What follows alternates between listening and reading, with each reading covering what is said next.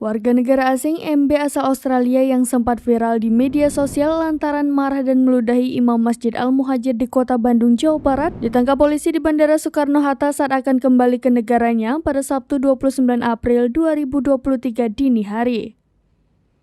Kapolrestabes Bandung, Kombes Pol Budi Sartono mengatakan penangkapan yang dilakukan tidak lebih dari 24 jam. Menurut Budi, tak lama setelah video pelaku meludahi imam masjid viral, ia langsung melakukan pengejaran terhadap pelaku pada pukul 1 dini hari dan pelaku MB berhasil dibawa dari Bandara Soekarno-Hatta. Penangkapan terhadap MBCAA dilakukan jajaran Polrestabes Bandung bekerja sama dengan pihak imigrasi. Setelah mendapat informasi adanya kejadian di Masjid Al-Muhajir pada Jumat 28 April 2023 pagi, polisi langsung membentuk tim dan melakukan penyelidikan.